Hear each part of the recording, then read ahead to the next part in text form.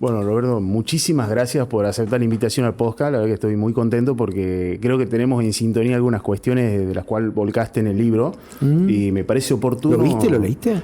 No todavía. Leí lo conceptual y vi muchas entrevistas tuyas y me gustó mucho un concepto, pero quería iniciar el podcast preguntándote antes que nada, ¿qué es lo que te ha motivado vos para hacer la República de Santa Fe? ¿Qué fibra sensible te ha movido como para volcar todo eso ahí? A ver, te digo tres cosas. La primera, yo escribí un libro hace casi 3 años que se llama Defendamos Santa Fe. Un poco cansado, o era un grito de rebeldía desde Santa Fe, y cansado de que la agenda del Congreso Nacional tenga que ver con una agenda muy, muy porteña, muy bonaerense. Y era quizás una exaltación de lo que era Santa Fe como provincia, ¿no? Desde el punto de vista productivo, desde el punto de vista cultural, desde el punto de vista deportivo, y también era una propuesta hacia adelante de qué cosas podíamos hacer para mejorar Santa Fe. El Defendamos Santa Fe tenía que ver con mi posición en ese momento. Yo arrancaba como diputado de la Nación, y para mí la representación y la defensa de Santa Fe no tiene una bandera partidaria. Entonces, digamos, ese libro quizás fue el puntapié inicial para decir, somos y tenemos esto, o sea, es lo que tenemos que defender. Este segundo libro, que se llama La República de Santa Fe, y a lo mejor vos dirías, che, estos quieren armar una república aparte, a ver qué. No, en realidad es un grito para decir basta de tanto centralismo porteño que nos sale muy, muy, muy caro. Más a provincias productivas como la nuestra, que aportamos mucha riqueza, mucho crecimiento económico, mucho desarrollo, muchos tributos que pagamos, y después vuelve muy poco. Entonces después tenemos que estar mendigando para que venga una obra, o que sigan la ruta, que tapen las rutas nacionales, que no se detenga el gasoducto, que vengan gendarmes, que no desfinancien a las universidades públicas, que no desfinancien al sistema científico-tecnológico. Con lo cual, ¿por qué tenemos que estar mendigando esto si nosotros tenemos plata? Pero se la llevan los porteños. Entonces, digamos, el espíritu del libro nació por quizás un cansancio de cómo veo yo que está funcionando hoy la nación argentina y el Estado Nacional. Y te voy a poner ejemplos muy concretos. Si vos salís hoy, salimos de acá y tomamos el colectivo, acá pagamos el colectivo 3 veces más caro que en Capital Federal. Y vos decís, ¿por qué? Bueno, porque todos los argentinos pagamos tributos para que allá el Estado Nacional le ponga subsidios a la tarifa para que lo paguen más barato.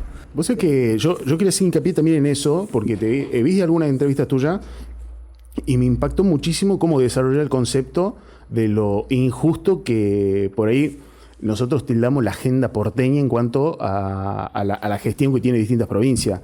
Y ahí te quería preguntar, ¿en qué cuestiones puntuales, obviamente siempre hablando de lo presupuestario, vos ves una injusticia, digamos, del centralismo porteño hacia puntualmente Santa Fe? Bueno, eso es el libro.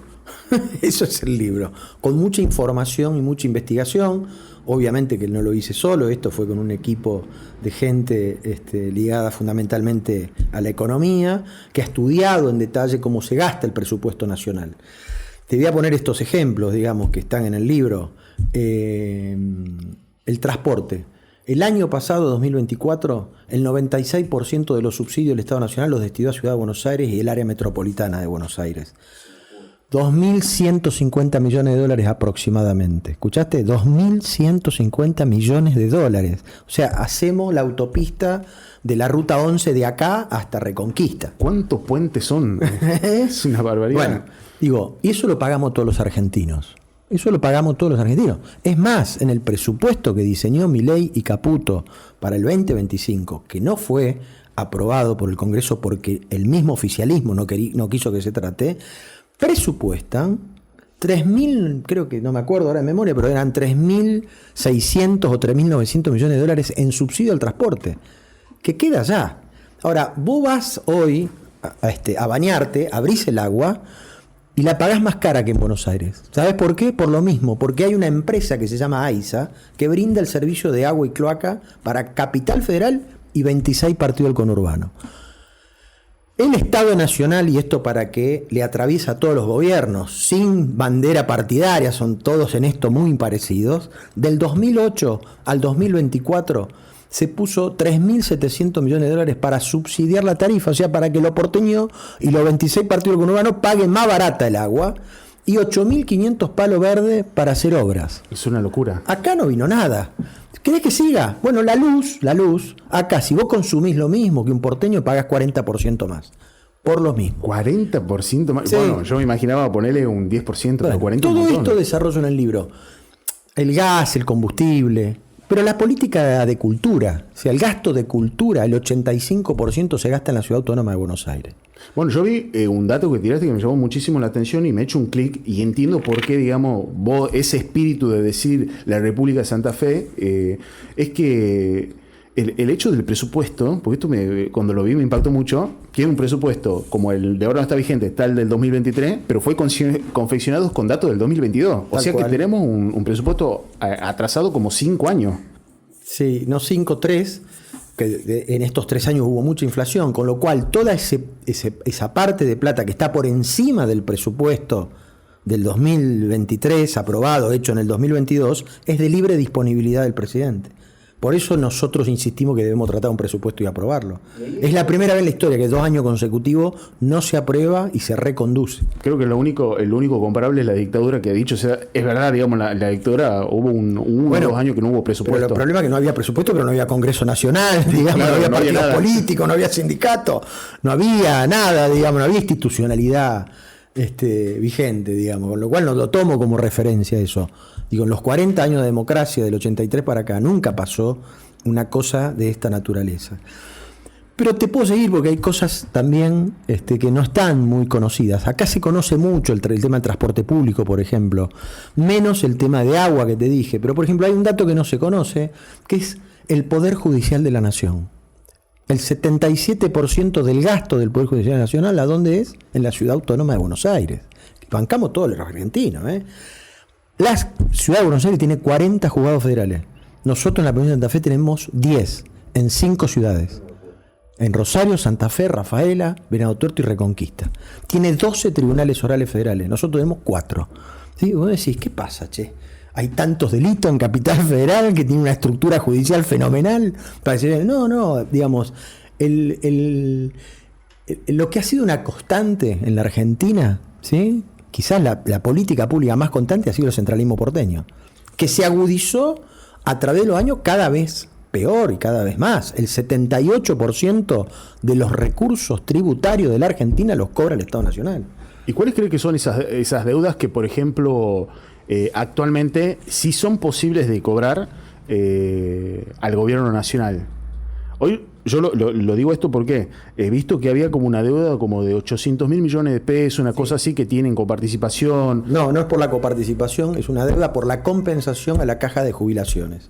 En un momento, en los 90, las provincias transfirieron sus cajas de jubilaciones, las cajas donde aportan los empleados estatales, provinciales y algunos municipales, y muchas cajas fueron transferidas al Estado Nacional, al ANSES. Y otras cajas las provincias las sostuvieron. Por los pactos fiscales que se firmaron en su momento, el gobierno nacional primero dijo que le iba a detraer a la coparticipación el 15% para sostener el ANSES por las cajas transferidas. Pero las que no habíamos transferido también nos retraían. Este fue un primer problema, que se ganó un juicio en la Corte en el año 2015 a favor de las provincias. Pero lo otro es que el Estado Nacional debía compensar a las cajas provinciales no transferidas y la provincia se le compensó hasta el año 2022 a valores de 2019. Entonces se generó una deuda fenomenal, que es la que está reclamando el actual gobierno. La deuda se generó en el anterior y en el actual, que es aproximadamente 800.000. Eso es un tema. Del otro lado está que el gobierno del Estado Nacional dejó de transferir solo la coparticipación, que es por ley automática, pero dejó de transferir, por ejemplo, el Fondo de Asistencia Educativa, ¿sí? Un fondo de educación se dejó de transferir para obra pública. ¿Sí? Eso en un año y medio fue 1 billón de pesos. Pero vos sabés que me llama mucho la atención que, bueno, yo entiendo... Uno entiende o trata de buscar la lógica de decir, bueno, hagamos un estado eficiente, chequemos un poco, sí. Pero, por ejemplo, lo que yo no entiendo es que te sigan cobrando impuestos, o sea, pues el presupuesto eso está, para hacer obra pública, pero la obra pública no está. O sea, eso también es una forma de robo. No lo quiero poner en esos términos. Lo que digo es, no es que Santa Fe se quiere ir de la Argentina. El problema es que la Argentina hace rato se está yendo de Santa Fe, ¿no? Entonces digo, me parece a mí que esto no funciona así. O sea, cuando se pensó la creación del Estado-Nación, ¿sí? Vamos a poner 1853, primera Constitución argentina, se pensó de otra manera, ¿sí? Se pensó donde el federalismo fiscal, en todo caso, tenía que funcionar distinto. De hecho, desde 1853 hasta la primer crisis que tuvo la Argentina en 1890, el Estado Nacional solo se mantenía con los derechos de importación y exportación, o sea, con la aduana. Nada más. Claro, de ahí nacen los impuestos, sí. Primera crisis. Avanza el Estado Nacional, por crisis, dice, bueno, voy a cobrar impuesto directo e indirecto, que lo cobraban las provincias nomás. Después, en 1929, empieza el gran quilombo que termina en la ley de coparticipación de 1935. La primera ley de coparticipación fue ahí. ¿Qué es la ley de coparticipación? El Estado Nacional dice, yo voy a cobrar determinados impuestos, impuestos a las ganancias, el IVA, voy a cobrar determinados impuestos que les corresponde a las provincias, pero las voy a cobrar yo. Y te voy a coparticipar, te voy a dar una parte a vos, provincia, porque esto en realidad son tuyos. Bueno, desde ahí en adelante el grado de concentración fue abismal y tremendo. Vos fíjate que hay otras cosas por fuera de la coparticipación. Las retenciones. ¿Sí? Las famosas retenciones. No son nuevas. Mucha gente cree que es de los últimos 20 años. No. 1853, primera Constitución, un debate interesante diciendo si el Estado Nacional debía cobrar o no derechos de exportación e importación. En la primera reforma de la Constitución Nacional, cuando se incorpora la República de Buenos Aires a la Confederación Argentina, hubo un debate interesantísimo, porque un convencional constituyente de Buenos Aires dice, los derechos de importación está bien que los cobre el Estado Nacional, pero los derechos de exportación, ¿sí?, los debería cobrar cada Estado federado, como en Estados Unidos, dice el tipo. Rufino de Elizalde fue ministro de Mitre cuando fue gobernador. Digo, este debate, las retenciones, es histórico. De hecho, subieron, bajaron a lo largo de la historia. Digo, Krieger Bacena, 1968, es ministro de Economía de Onganía, clava una devaluación y sube la retención al 25%. Digo, no es nuevo en la historia argentina. Lo que pasa que a partir del valor de los commodities del 2003, empezó a hacer una cosa muy fácil para el Estado Nacional, la recaudación de fondos a partir de cobrar derechos de exportación. Esto se estresó el debate en el año 2008, fuertemente, más con provincias productivas como Santa Fe, donde hoy de toda la masa de retenciones al sector agropecuario, el 36-37% lo aporta Santa Fe. Es mucha plata. No, es un montón de guita. ¿No? Mucha plata. Entonces, ¿qué vuelve de eso? Nada. En un momento estaba el Fondo Solidario, donde el 30% se repartía entre las provincias y los municipios por igual, como la coparticipación. O sea, lo que producían soja y lo que no producían soja también recibían. ¿Sí? Hoy eso en el año 2018 se sacó. O sea, ¿qué vuelve? Entonces digo, escúchame, nosotros aportamos tantas cosas, tantos recursos, y después tenemos que estar mendigando migajas. Bueno, el libro habla sobre esto, digamos, toco el tema retenciones, pero digo, no es una crítica a algún gobierno en particular. No, yo critico el sistema de lo que ha funcionado el centralismo porteño y la concentración de recursos a costa de la autonomía fiscal y la independencia de las provincias. Este es el punto. Vos sabés que ahí comparto al 100% con vos. Yo creo que es muy injusto en la forma que el sistema, por ejemplo, le saca a provincias productoras, pero no les devuelven casi nada. Y siento últimamente que sobre todo, viste, la política, no, también digamos, haciendo alusión a lo que vos decís, de que no es este gobierno el anterior, sino que a todo el sistema, del daño que le ha causado a algunas provincias. Y se fue profundizando, este es el problema. Claro, y ahí está el tema de todas estas cosas, digamos, que han quedado como medio quebradas, medio rotas, o algunas sin funcionar por este tema. Vos, con respecto al libro que vos planteás ahí, alguna idea, ¿cómo vos pensás que se puede reconstruir política o socialmente en Santa Fe algunas cosas que, por ejemplo, la política hoy no le está dando prioridad? Si pensás que hay algo para reconstruir que se acerque más a la idea de la República de Santa Fe. Yo creo que lo primero que deberíamos hacer un replanteo a la dirigencia política de qué está representando. ¿Sí? Los dirigentes políticos que estamos en el Congreso Nacional, ¿qué estamos defendiendo y qué estamos representando? Yo no represento a Buenos Aires en Santa Fe, yo represento a Santa Fe en el Congreso de la Nación. ¿Sí? Yo no soy un delegado de Buenos Aires. Este es un tema que también ha afectado seriamente el funcionamiento político argentino. Los dirigentes de todos los partidos políticos, no digo todos, pero la gran mayoría, están pendientes de que Buenos Aires diga lo que hay que hacer. Esto es un problemón. Sí, totalmente. Entonces terminamos con legisladores de Córdoba, de Santa Fe, de Entre Ríos, de Mendoza, de Tucumán, votando cosas que lo único que le sirven es al conurbano bonaerense o a lo porteño, no a nuestras provincias. Y esto es un problema. Si nos uniríamos todos los legisladores que representamos a la región centro, ¿sí? Entre Ríos, Santa Fe, Córdoba, seríamos el 27-28% del Congreso Nacional. No es poco. No para nada. ¿No? Tenés por dónde darle pelea a bueno, digamos, la agenda porteña. Digamos, la política está al revés. La política está al revés. Entonces, yo creo que va a ser un proceso largo, ¿no? Esto no es de un día para el otro, ni termina y empieza una elección. Sí, totalmente. Va a ser un proceso muy largo. Pero creo que tenemos que darnos cuenta de esto. El libro viene a plantear esto precisamente. A ver, defender a Santa Fe no es de izquierda o de derecha. No, yo defiendo a Santa Fe. ¿Y qué estoy defendiendo? Porque si hubiera nacido en Misiones, estaría defendiendo la yerba mate. Claro, pero yo defiendo a Santa Fe. ¿Entonces qué defiendo? La cadena láctea, la cadena cárnica, la maquinaria agrícola, el biodiesel. Defiendo que construyan la infraestructura necesaria porque el mayor crashing de soja del planeta está acá, en el sur de la provincia de Santa Fe, en Rosario y alrededores. ¿Vos sabés si Santa Fe fuera un país? La República de Santa Fe, ¿sabés qué seríamos? El mayor crashing de soja del planeta estaría acá. Seríamos el principal exportador mundial de dulce de leche. Seríamos mejor que Uruguay. No, tendríamos la misma dimensión que Uruguay, la misma cantidad de habitantes, pero exportaríamos 1,5 veces más que Uruguay. ¿Me escuchaste? Es un datazo. Escúchame, seríamos el 5º país del mundo en producción de biodiesel. Seríamos los principales fabricadores de sembradora para siembra directa. Y además, ¿sabes qué? Seríamos campeones del mundo. No, qué lindo. Olvídate, lo tenemos a Messi. La Messi, Di María, Lo Celso, Scaloni, Samuel, escúchame. Vos sé que en base a lo que me está relatando el concepto me pongo a pensar un poco y claro, observando también tu trayectoria política, no me gusta decir historial porque me suena, viste, como muy ajudicial. Pero muy prontuario. Claro, muy prontuario. Pero digo, la trayectoria política que es importante, tu trayectoria política.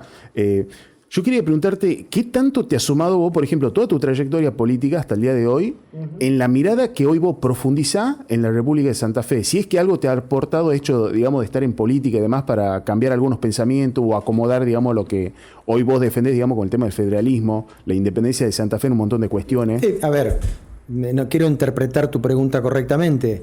Estar en la función pública y en la vida pública te permite tener una mirada un poco más global de lo que pasa.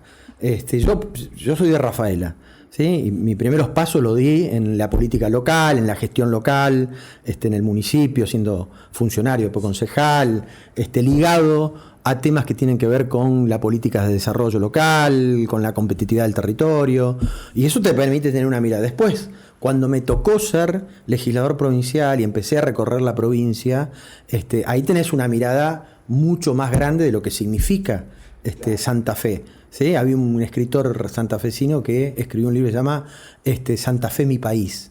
¿No? Santa Fe tiene una diversidad de todo tipo de naturaleza y además esta diversidad se expresa desde el lenguaje, ¿sí? Si vos vas a Rosario se comen las S, si vas a mi zona del oeste hablamos como lo gringo el campo, decimos basta que llega, más chico calor hace hoy, y si vamos a Reconquista o de Calchaquí para arriba, ya das besos, tenés que dar 2 besos, no podés dar uno solo, porque es mala educación.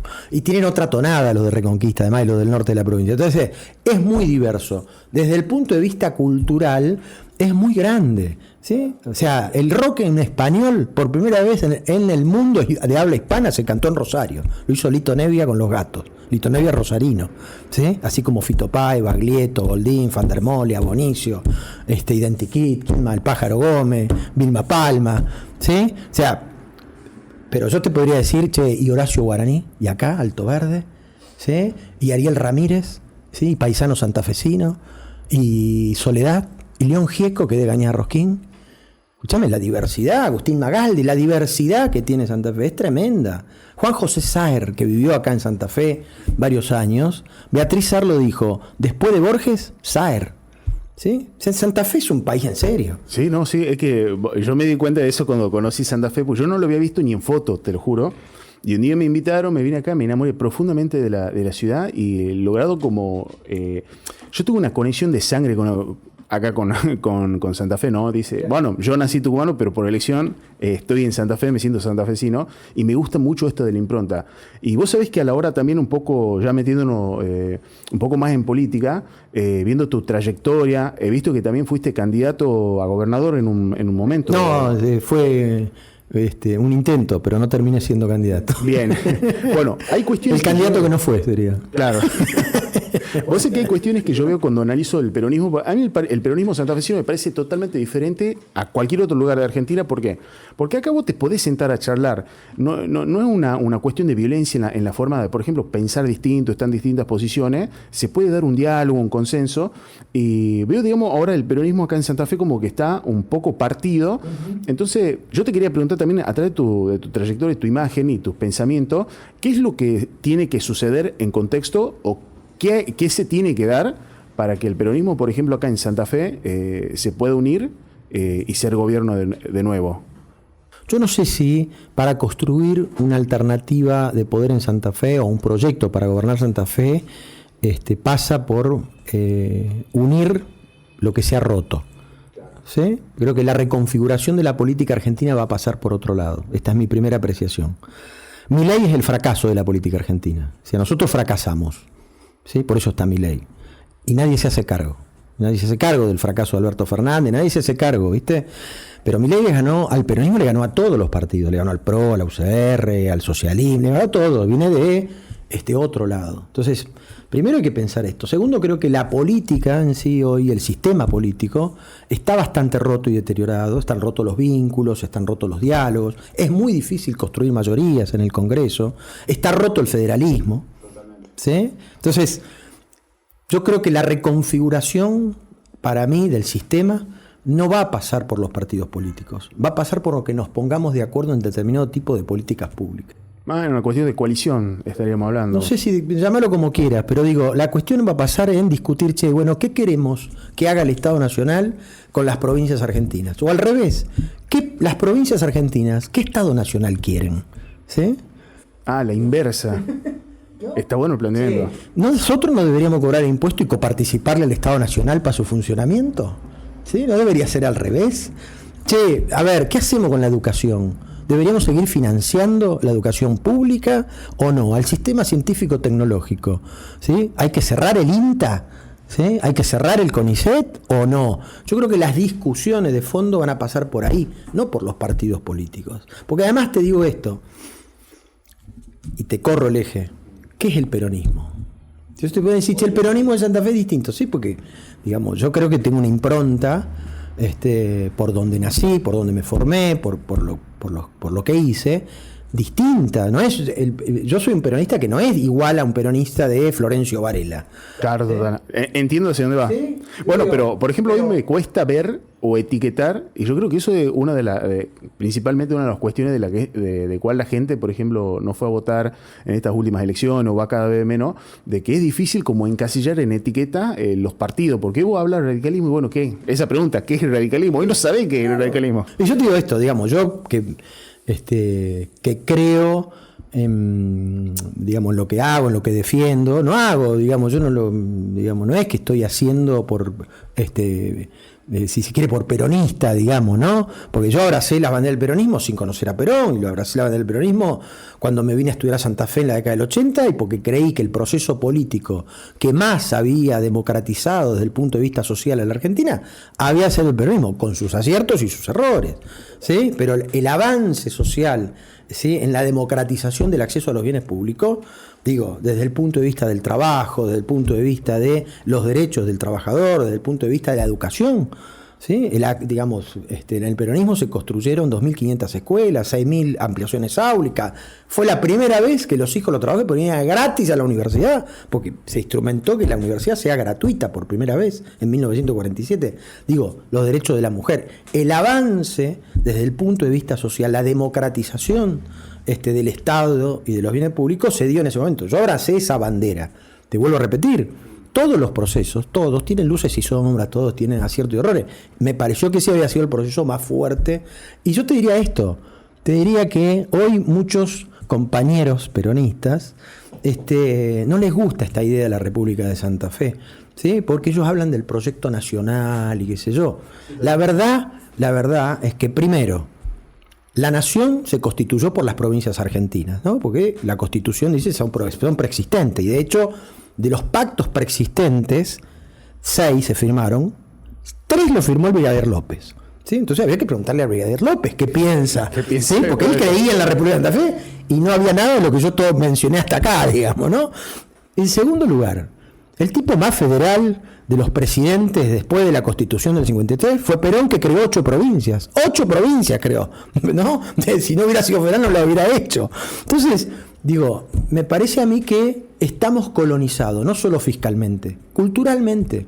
Nosotros hablamos del interior, como si Buenos Aires fuera el exterior. No, pero aparte es muy gracioso porque la gente que somos del interior, nosotros imaginamos el interior como corriendo Buenos Aires, Cava y todo el resto del interior, ¿me entendés? Claro, como si Buenos Aires y Cava era el exterior. Claro, totalmente. Entonces es tremendo, digamos, esto, es tremendo desde el punto de vista. Creo que el proyecto más interesante que tuvo Alfonsín, tuvo varias cosas y varios aciertos, pero el más interesante, ¿sabes cuál fue? El traslado a la capital federal. Ese yo siempre, cada vez que hablo con amigos le digo, mira si hubiéramos trasladado a Viedma, hoy tendríamos una estructura, o por lo menos en lo político y social, profundamente parlamentaria y no tan presidencialista. Mira, yo comienzo el libro en la introducción y digo, el 78% del gasto en bienes de consumo del Estado Nacional, ¿dónde es? En la Ciudad Autónoma de Buenos Aires. No me acuerdo ahora el porcentaje, el 55% del gasto en personal, ¿dónde es? Del Estado Nacional, en la Ciudad Autónoma de Buenos Aires. Buenos Aires, el Estado Nacional gasta per cápita. Primero, Capital Federal, 2.100.000 y algo por persona. Último, Santa Fe, 160.000 pesos por persona. Ya con esos datos, digo, ya es un motivo para empezar a discutir el traslado de la Capital Federal. Pero totalmente. A mí cuando me dicen, no, pero las provincias viven a costa del gobierno. A ver, si las provincias el día de mañana, no sé, se levantan de mal humor y dicen, no le pasa un más peso a Nación, ¿cómo hace el presidente para pagar los sueldos? Imposible. De sus asesores. Imposible. Entonces, ¿quién vive de quién? Sí, pero ahí hay otro debate que ayer me lo dijeron, que es, bueno, pero entonces, ¿qué hacemos con las provincias que no tienen tanto recurso como Santa Fe? Sí, el principio de subsidiariedad. Me encantó, digo yo, pero lo voy a discutir yo. No Buenos Aires. Yo no le voy a dar la plata a Buenos Aires para que ellos distribuyan como se le antoja. Y además que la gastan mal. ¿Me entendés? Y además que ahora tengo que pagar una deuda insoportable, tenemos inflación, hace todo mal los porteños. Pero bueno, ahí aclararon que tener más deuda no es acrecentar la deuda, ¿viste? Que es una locura lo que plantean. Sí, pero bueno, a ver, ¿qué te digo? Yo creo que estas cosas van a seguir en debate y se van a profundizar el debate. Yo considero particularmente que esto se está exacerbando. El grado de unitarismo, y lo caro que nos cuesta el centralismo porteño, este tema de que son cada vez más federales para cobrar impuestos y cada vez más unitarios para repartirlos. Va a llegar un momento que no va a dar para más. Y de hecho los gobernadores de distintas provincias, distintos partidos, alzan la voz en lo que pueden, por ahí le tienen miedo a Milei, por ahí deben estar más juntos, más unidos, pero creo que el futuro va a pasar por los gobernadores y fundamentalmente los gobernadores de las provincias productivas. Mira, yo le llevé el libro a Cornejo en Mendoza, que es radical. Sí, tuvimos una gran charla. Y él habla de la República de Mendoza. Totalmente. Él habla de la República de Mendoza. Yo quiero conocer a las personas que no estén de acuerdo con esto, porque, mira, yo vengo con esta idea, yo vengo muy molesto con la agenda porteña hace muchísimos años, porque en Tucumán nos pasó que en el 2015, 2013, 2014 nos eligieron candidato a dedo desde una oficina de Buenos Aires. Bueno, imagínate que tu futuro esté elegido por un tipo en una oficina en Ciudad de Buenos Aires, al norte del país, que las necesidades son totalmente distintas, donde ahí se está debatiendo, qué sé yo, que las escuelas lleguen a alta montaña, ¿me entendés? Entonces yo digo, qué injusto que es todo esto, y yo te crucé en una entrevista un día, porque un amigo mío me recomendó, dice, che, mira este tipo, y un día, de casualidad, me levanté y estaba viendo el programa Somos Santa Fe, en una emisión retransmitida a la noche, y había una entrevista tuya, Y me ha gustado el concepto y digo, por fin hay alguien que piensa, digamos, más o menos parecido a lo que somos del interior. Y vos sabés que volviendo un poco a Santa Fe, yo siempre hago esta pregunta a todos los invitados, que es, ¿qué cosas te enamoran de Santa Fe? Que estás profundamente enamorado y decís, esto no lo encuentro en otra parte del país o en otro lado del mundo. Yo nací acá, ¿viste? Y me formé acá, fui a la escuela acá. Tengo un grado de pertenencia muy grande a mi ciudad, que creo que tiene que ver con que esto es nuevo, digamos. La vida de nuestro territorio, de nuestro lugar es muy nuevo. Mi papá era italiano, mi mamá había nacido en un pueblo cercano a Rafaela, o sea, yo soy la primera generación de mi familia nacido en Rafaela y ahora mis hijos, ¿sí? Entonces, este grado de pertenencia uno lo va construyendo con el tiempo y posiblemente... Si vos hablás con cualquier persona de la provincia, de cualquier lugar, sienten mucho orgullo del lugar de donde son, ¿sí? Son muy pocos que no van a tener orgullo, sea de Esperanza, de Rosario, de Santa Fe, donde sea, ¿sí? O del pueblito más chico, como San Agustín, donde estuvimos hoy. Digo, hay mucho orgullo, y ese orgullo y ese sentido de pertenencia tiene que ver con la construcción de una patria, producto de que acá la mayor población se fue construyendo a partir primero de la colonización española, pero después de los inmigrantes. O sea, te voy a decir 2 o 3 cosas. La primer colonia agrícola argentina se hizo acá en Esperanza, a 40 kilómetros acá está entre Santa Fe y Rafaela, ¿sí? Conozco Esperanza, es muy lindo. Fue la primer colonia agrícola argentina. A partir de ahí se dio la expansión agrícola de todo el país. ¿Sabés dónde se hizo y se construyó la primer cosechadora autopropulsada del mundo? Acá en Santa Fe. En Sunchales. La hizo un inmigrante italiano llamado Rotaña. ¿Escuchaste? La primer cosechadora autopropulsada del mundo. 1929. La primer contratista nacional en Susana. Digo, este grado de esfuerzo, de sacrificio, de perseverancia que tuvieron nuestros abuelos, digamos, eso nos hace querer lo que somos y lo que tenemos y tener orgullo por esto. Porque aparte todo fue a base de sacrificio, de meterle. Nuestros abuelos decían que había que sacarle el jugo a la piedra, ¿viste? Entonces, esta cosa creo que hace sentir este amor y esta pertenencia. Y después cuando vos empezás a ver que hay una gran cantidad de santafesinos que a lo largo de la historia han trascendido y fueron protagonistas en el arte, en la cultura, en la política, a nivel científico, a nivel musical, cultural, deportivo. Entonces uno se siente con el pecho ancho, ¿viste? Con el pecho ancho. Vos decís, che, Di María, ¿sí? Volvió a Rosario a vivir, a jugar a la pelota, a vivir con su familia. Digo, eso es muy fuerte. Digo, yo fui a Cañada Rosquín y León Gieco armó su historia de vida y su museo en Cañada Rosquín, no en Buenos Aires. ¿Sí? Que es una cosa fabulosa.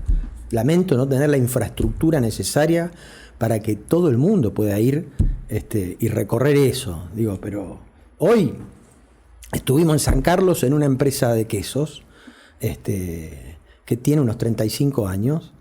Y vos lo escuchás al tipo que arrancaron en la nada y hoy es una empresa que vende afuera, que es la principal productora de queso azul de la Argentina y no sé si de Sudamérica, y te da mucho orgullo, ¿viste? Es increíble. Eso a mí me pone, ¿viste? Yo vengo de una ciudad donde las 2 únicas fábricas de válvulas del país están ahí y una le vende válvula a Ferrari. Es un caso raro, ¿viste? Importan el acero, hacen la válvula y lo exportan, la válvula. Me ha sorprendido. Pero digo, ¿viste? Hay cosas que vos decís que pasan acá, que vos decís, bueno, esto es un país en serio, y te hace sentir orgulloso por esto, todo lo que estoy hablando, ¿sí? Por la cantidad de cosas que tiene. Eso me hace sentir orgulloso en defender a Santa Fe. A mí el Congreso Nacional, cuando abro la boca, ¿viste? Se empiezan a poner de mal humor, porque lo mío es Santa Fe y la defensa de Santa Fe, y hablar de lo que significa mi provincia y que basta de que nos roben la plata. Yo siento, sinceramente, que nos tratan como una colonia. Solamente nos ven para sacarnos recursos. Sí, totalmente. Yo siento exactamente lo mismo. Entonces, ¿cómo te sentís? Como un ciudadano de segunda. ¿Vos te sentís perteneciente? Digamos, yo creo, además, que si tenemos que construir un proyecto de desarrollo como nación, se va a construir desde acá, no desde Plaza de Mayo. Totalmente. Eso coincido 100% con vos. O sea que como para ir cerrando el podcast, también esta otra pregunta con la cual yo siempre le hago a los invitados porque me ayuda a conocerlo. De hecho, la pregunta de qué te enamora de Santa Fe, a mí me ayuda a conocer mejor Santa Fe. Y yo creo que esta es la mejor forma de hablar con los santafesinos. Yo creo que tienen muchas historias para contar y demás, pero también el tema de la fe es una cuestión que, no sé si es una cuestión personal mía, pero digo, me interesa mucho saber... ¿Qué lugar y qué tanto ocupa la fe en tu vida, en la diaria? ¿Y qué pensás que hay cuando se termina este plano? Es una pregunta... es muy personal. Muy personal, muy difícil además. Mirá, mi fe va más allá del tema religioso, ¿sí? Yo por naturaleza tengo una mirada positiva de la vida, ¿sí? Muy positiva. Y creo que... lo que nos mueve es pensar que mañana va a ser mejor, como diría el Flaco Spinetta. Un líder espiritual norteamericano que trascendió mucho porque lo asesinaron y, digamos, fue el que lideró la movida por los derechos civiles de los negros en Estados Unidos, Martin Luther King, tenía una frase que a mí me impactó mucho, que decía: así, si yo supiera que mañana el mundo se desintegraría, igual hoy yo plantaría mi manzano. Es una frase cargada de fe, ¿sí? Él era un líder religioso, ¿no? Pero es una frase que a mí siempre me impactó, lo profundo que es eso, esto es lo que nos mueve hacia adelante. Recién te mencioné esperanza. Esperanza es una palabra que viene del latín sperare, ¿sí? Esperar, pero no esperar cualquier cosa, esperar que el futuro va a ser mejor. Y vos fijate el dato, Esperanza fue una colonización de protestantes alemanes y católicos franceses, que se pusieron de acuerdo en algo, en ponerle el nombre a la ciudad, Esperanza, ¿sí? Eso es un acto de fe, ¿sí? El primer matrimonio civil de la Argentina se celebró en Esperanza, ¿sí? ¿Por qué? Porque no se ponían de acuerdo las dos religiones. Entonces había que celebrar el matrimonio entre un protestante y una católica, o al revés, no me acuerdo. Bueno, lo que digo es lo que nos mueve para adelante, digamos, lo positivo de la vida, el mirar que el mañana va a ser mejor. Yo primero soy padre de familia, ¿viste? Y siempre miro cómo van creciendo mis hijos. Yo creo que mis hijos van a ser mejor que yo. Y eso deseo y anhelo. Y trabajo para eso. Eso, ¿sí? Está bueno. ¿Sí? Los abuelos nuestros, a principios del siglo XX, cuando no vivía nada acá y se estaban haciendo todo lo que yo fui contando que fue pasando, no pensaban en ellos. Pensaban en lo que iban a dejar a sus hijos. Es verdad, si lo pones desde ese punto de vista, tenés razón. Nunca lo había visto de ese punto de vista. Eso es un acto de fe. Pero bueno, no te puedo responder qué va a pasar después de que yo me muera, porque no lo sé. Fue quizás el misterio más grande que tenemos los seres humanos, es la muerte. Por una cuestión cultural, yo soy cristiano, creo que es el misterio más grande que develó el cristianismo. Fue la resurrección de Jesucristo, y eso fue precisamente para que ver para creer, ¿no? Este sentido de construir la fe. Bueno, qué sé yo no sé qué va a pasar después que... pero es un misterio y es un temor, porque todos le tenemos miedo a la muerte, ¿eh? Tu respuesta ha sido la de ahora, digamos, la que ha sido diferente a todos los demás, ¿viste? Porque tú dices, no creo, pero bueno, como te digo, es una cuestión personal y no quería dejar de agradecerte el hecho de regalarme un tiempito para charlar con vos. La verdad que admiro mucho tu laburo. Este tema de la República de Santa Fe, siento una profunda pasión y comparto muchísimo la mirada y me da mucho gusto que haya gente, digamos, que comparte esto, y creo que somos cada vez más, ¿no? O sea, yo creo que se va a ir sumando muchísima gente a esta mirada y va a tener mucho éxito. Bueno, había una historia, ahora me acuerdo, mirá, me voy acordando de cosas a medida que me vas preguntando. Había un historiador argentino, en sus orígenes radical, como Jaureche, y después se hizo del peronista, del movimiento nacional, se llamaba Raúl Scalabrini Ortiz, un tipo que había estudiado mucho el tema de los ferrocarriles. Y él decía, creer, está allí la magia de la vida. La mejor forma de cerrar este podcast. Te agradezco muchísimo, Roberto. Muchísimas gracias. Gracias por la invitación. Y ya tenemos un tucumano que cree en la República de Santa Fe. Ya tenés uno más.